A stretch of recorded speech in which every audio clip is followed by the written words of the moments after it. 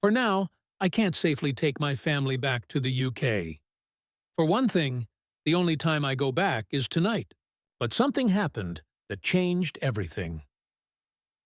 At 8:45 p.m. on October 23, 2025, Buckingham Palace put out a statement that rattled Britain's monarchy. The language was calm and proper, but the news underneath was explosive. It said King Charles III had decided to remove Prince Harry and Prince Andrew from the line of succession. The sentence was short. The effect was huge. The king said he supported a legal process to redraw the succession to protect the monarchy's stability and honor. It sounded careful, almost bureaucratic, but anyone who knows palace life heard the real meaning. A king had just rewritten his family's map.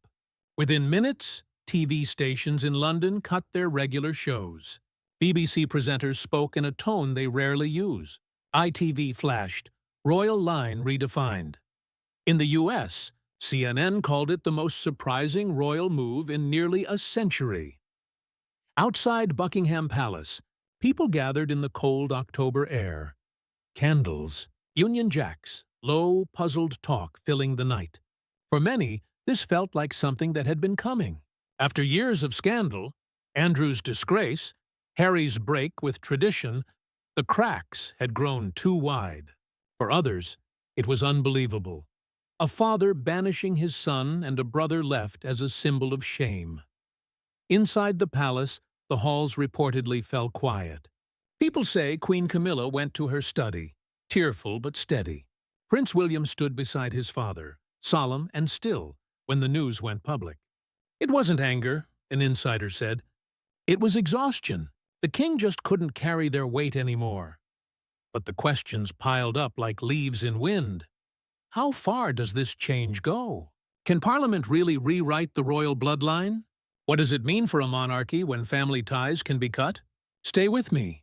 Behind that headline is a deeper story of power, loss, and sacrifice that could reshape the crown.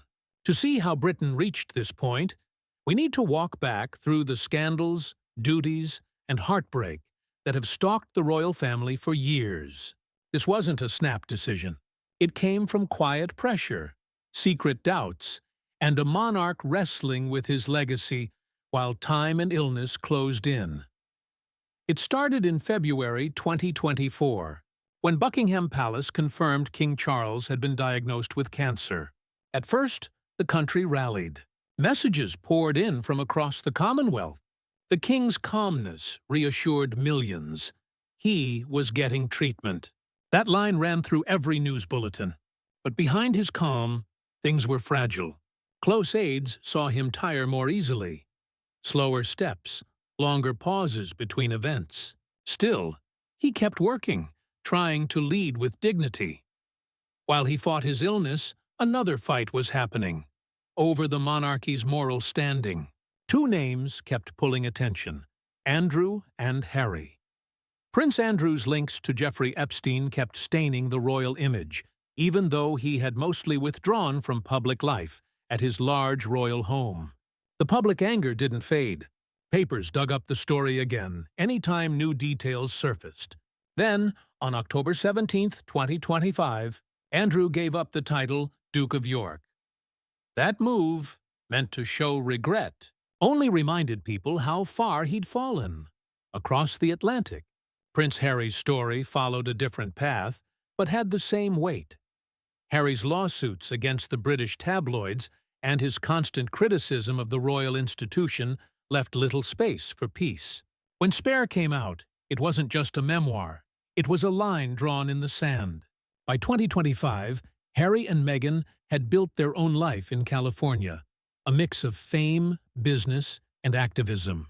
But to many in Britain, they weren't symbols of freedom.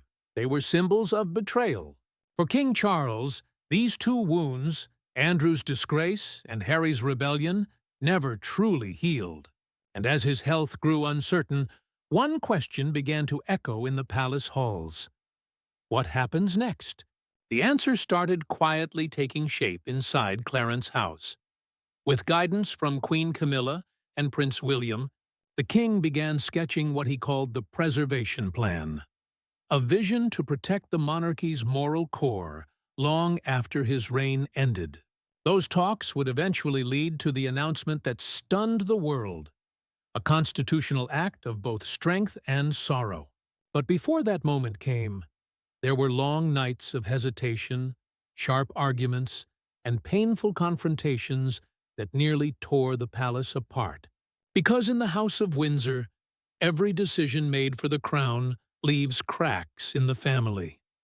And those cracks were about to turn into earthquakes. Behind the polished front of Buckingham Palace, October carried an uneasy calm. Outwardly, the royal schedule went on: charity visits, photo ops, memorials. But behind closed doors, something far more fragile was unfolding. Unofficial meetings began happening late at night at Clarence House, where the king and his closest advisers gathered to discuss what insiders quietly called the Succession Integrity Review. Around that long oak table sat the monarchy's most trusted figures: Sir Clive Alderton, the king's private secretary; Queen Camilla, calm and protective; and Prince William, the symbol of both continuity and the future. At first, William barely spoke. He listened, serious and thoughtful, weighing every word. When he finally did speak, his voice was measured but firm, with steel under the calm. "The institution must be cleaner than any one name," he said during one meeting, according to a palace aide. "If we lose the public's trust, titles mean nothing." Camilla's tone was gentler but no less strong. "They're still family," she reminded the room softly. "We can't look like we're cutting blood just to save face." Those close to her said she fought to make sure the king's decision sounded like duty, not revenge, an act of principle, not punishment. Still, the tension was thick. The king's illness hung over every conversation, his health swinging from hopeful to fragile within weeks. Even when he appeared composed, those who loved him saw how much the treatments had drained him. And maybe that's what made everything feel so urgent. The quiet understanding that Charles didn't have years left to wait for public forgiveness. Andrew's situation came first. Since giving up his Duke of York title on October 17th, his isolation had only deepened. His daughters, Princess Beatrice and Princess Eugenie, often visited him at Royal Lodge, where he spent long days walking the gardens and rereading old military journals. Friends said he still believed he could win back respect, but even his supporters had begun to lose hope. One courtier put it bluntly: "He's become a ghost haunting his own house." Removing Andrew from the line of succession, at least symbolically, would be difficult, but not impossible. The Succession to the Crown Act of 2013 placed royal succession under Parliament's control, meaning any change required coordination with every Commonwealth realm, a legal maze that could take months to navigate. But in the monarchy, perception often mattered more than paperwork. So, when King Charles made his statement on October 23rd, it didn't erase Andrew's name by law, but it did something far more powerful. It redrew the royal line not by birthright, but by moral worth. Harry's situation, though, was different. Messier, more emotional. Palace aides called it the wound that never heals. If Andrew represented scandal, Harry represented heartbreak. His absence at family gatherings, the sting of his memoir, and his public talk about the royal family's invisible contract with the press all left marks that never fully faded. Yet, even as he criticized the crown, he was still a son. And for Charles, that contradiction cut deeply. Queen Camilla, seeing his turmoil, urged caution. "We can't exile a child," she told advisers softly. "We can only acknowledge the distance he's already chosen." But William saw it differently. In private, he argued that Harry's lawsuits and media ventures made reconciliation impossible, and that protecting the monarchy's credibility required clear, unshakable lines. When the final draft of the palace statement was ready, it was William who reviewed the wording. Every phrase was deliberate, polished to sound lawful and emotionless. The key line read, "His Majesty supports a parliamentary process." It was neat, untouchable, constitutional poetry, free of warmth but full of finality. In the quiet hours before the announcement, the king sat alone in his private study, the paper before him. Those nearby said he read it more than once, then signed it with a small nod and whispered to himself, "It must be done." Outside, London was still and damp, the streetlights shimmering on wet pavement. Inside the palace, there were no cheers, no tears, only the soft echo of footsteps fading through marble corridors. A decision had just rewritten centuries of royal tradition. By dawn, copies of the statement reached senior Commonwealth governments. By noon, the world would know. And by evening, two princes, one disgraced, one estranged, would find themselves standing outside the circle of power their births had once promised. That night, the monarchy didn't fall, but it changed forever. And when the official statement finally went public, under a gray, heavy London sky, the air felt still, like even the weather knew this was no ordinary day. But on October 23, 2025, the announcement from Buckingham Palace wasn't good news at all. It was history being rewritten. After months of private reflection, King Charles III had backed a parliamentary move to remove Prince Andrew and Prince Harry from the royal line of succession. The message didn't come with fanfare or a dramatic speech. It arrived quietly, a simple, dignified statement stamped with the royal seal. Just one page, written in careful, formal language meant to sound constitutional, not emotional. Yet every word carried the weight of heartbreak. The monarchy, one of the oldest institutions on earth, had just tightened its circle. As the statement spread across newsrooms, the world seemed to hold its breath. In Britain, anchors read it with solemn voices. In Washington and Sydney, analysts discussed what it might mean for the Commonwealth. BBC News called it an act of royal realism. The New York Times described it as a family tragedy wrapped in ceremony. Outside Buckingham Palace, crowds began to gather, slowly at first, then by the hundreds. Some held candles, others laid flowers.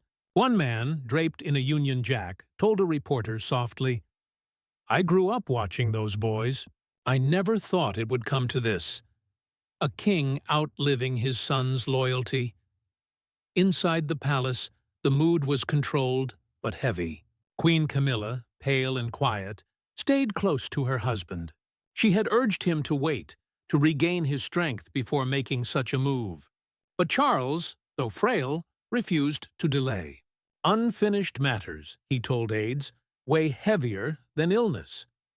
His private secretary later revealed that the king's greatest fear was leaving chaos for Prince William to clean up. This was, he said, his last act of clarity for his son. The hours that followed were a lesson in royal composure. The next morning, Charles appeared at a scheduled event in Manchester, wearing a black suit and blue tie. He shook hands, smiled faintly, and spoke nothing of the night before. Cameras caught the quiet strain in his face, the same controlled sorrow once seen in his mother, Queen Elizabeth. When a journalist called out, "Your Royal Highness, how is His Majesty coping?" William simply replied, "He's doing what he's always done, putting duty first." Behind that calm, though, the machinery of government was already moving. The Privy Council office began reviewing what legislative changes might follow, knowing that any shift in succession law required talks with all 15 Commonwealth realms. It was a legal maze, but everyone knew the symbolism mattered far more than the statutes. "It's not about laws," a political analyst said on Sky News. "It's about setting a moral precedent across the Atlantic." The story hit differently. In California, a spokesperson for Prince Harry and Meghan released a brief, polished statement. The Duke and Duchess of Sussex have no comment at this time. Their focus remains on family and humanitarian work. It was respectful, but palace watchers couldn't ignore what was missing. No mention of the king,